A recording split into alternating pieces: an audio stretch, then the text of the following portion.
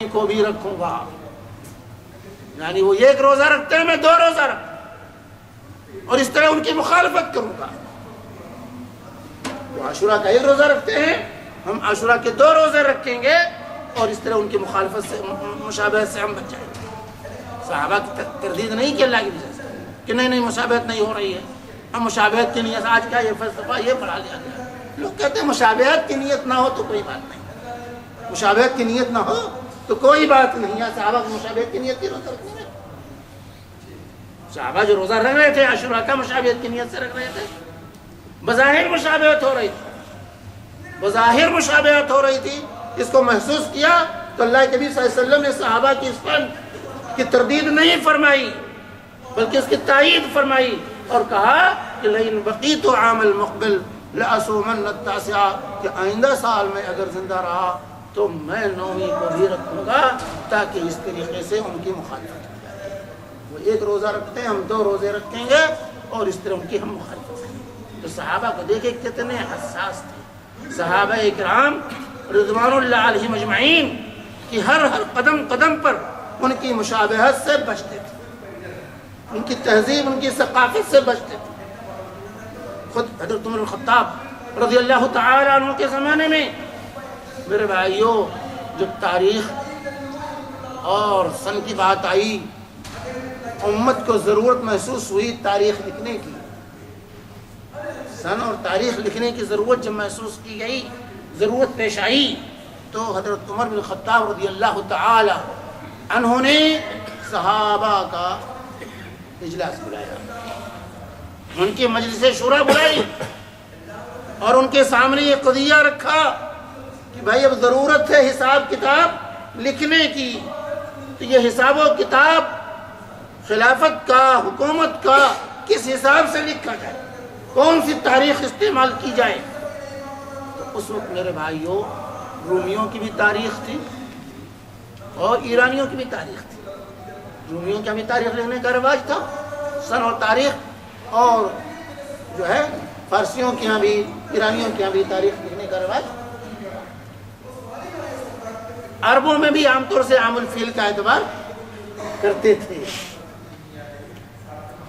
تو اس طرح کئی ایک تاریخیں اور سن رائج تھے دنیا میں، لیکن صحابہ جن کی تربیت رسول اللہ صلی اللہ علیہ وآلہ وسلم نے کی تھی، انہوں نے کسی کو بھی پسند نہ کیا، نہ دائیں جانا پسند کیا نہ بائیں جانا،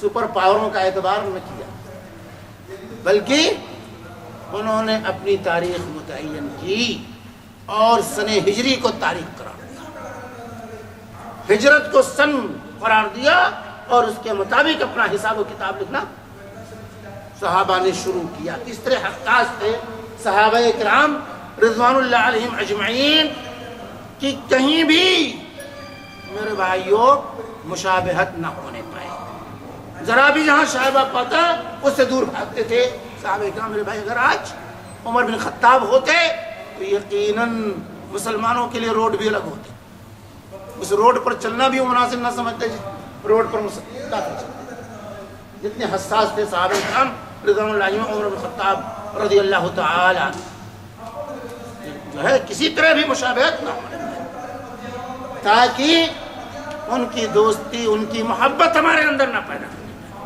یہ مشابہت یہ دعوت دیتی ہے ان کی محبت، اور اس بات کی دلیل ہوتی ہے کہ گویا کہ ہم ان کو چاہتے ہیں، ان کی یہ چیزیں ہمیں پسند ہیں۔ تو اس طرح میرے بھائیوں ہمیں چاہیے کہ ہم ولا اور برا کے عقیدے کو سمجھیں اور اس کو حتی الوسع اپنے اعتبار سے نافذ کرنے کی صحیح اور کوشش کریں، اس کو برتنے کی کوشش کریں، اس پر عمل کرنے کی کوشش کریں، اور غیر جو ہے دوسروں کی دوستی سے، ان کی مشابہت سے حتی الوسع بچنے کی صحیح اور کوشش کرتے ہوئے اسلام پر اور اہل ایمان صحابہ، تابعین، تبع تابعین اور یہ مقدس گروہ جو اہل ایمان کا گزرا ہے، ان کے نقش قدم کو اختیار کریں، جس کا ہم اقرار سورہ فاتحہ کے اندر کرتے ہیں، اہدنا الصراط المستقیم صراط الذین انعمت علیہم، کہ تیرے جو منعم علیہ بندے ہیں ان کے راستے پر، تو ان کی مشابہت صحابہ کی مشابہت رکھتا ہے۔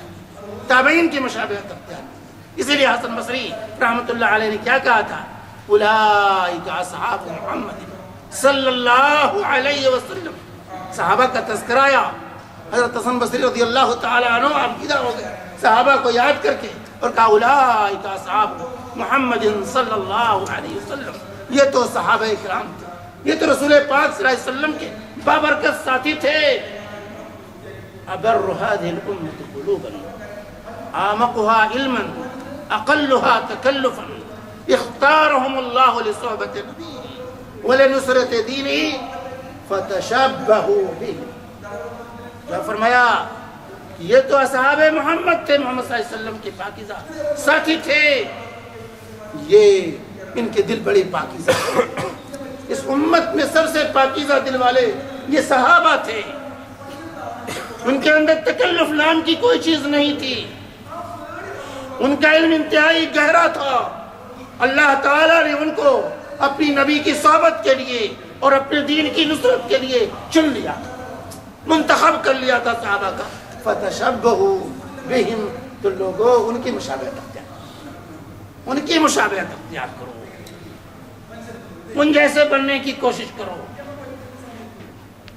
یہ حسن بصری رحمت اللہ علیہ نے امت کو یہ پیغام دیا تھا، فتشبہوا بہم، ان صحابہ کے نقش قدم کو اختیار کرو، ان کی مشابہت، دوسروں کی مشابہت سے بچ کر کے ان کی مشابہت اختیار کرو۔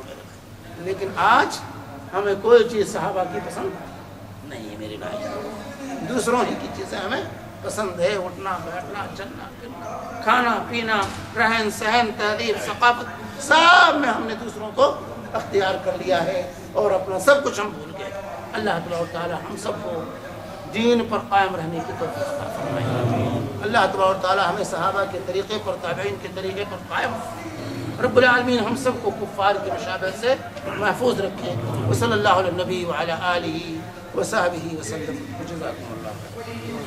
ایک سوال، ہاں سوال اور ضروری اعلان یہ ہے سوال کے جواب سے پہلے کہ آج انشاءاللہ اسی مسجد میں ماہانہ اجتماع مغرب کی نماز کے بعد درس ہوگا، سوال و جواب ہوگا، پھر دعوت طعام ہوگا۔ حضرات سے گزارش ہے کہ اس میں تشریف لیں۔ ہاں کیا سوال ہے؟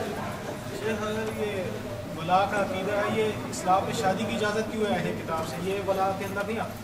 نہیں ولا حکم منسوخ ہے؟ نہیں، وہ ولا نہیں، حکم شادی کی جو اجازت ہے، ہاں شادی کی اجازت، یہ ولا تو اس میں نہیں آتا۔ شادی کس سے ہے، کن حالات میں ہے، اس کے پیش نظر شادی کن حالات میں کس سے۔ اللہ تعالیٰ نے اہل کتاب کے ساتھ تھوڑا سا شادی کے سلسلے میں اور کھانے پینے کے سلسلے میں تھوڑی سی رخصت دی ہے رب العالمین کہ اہل کتاب اگر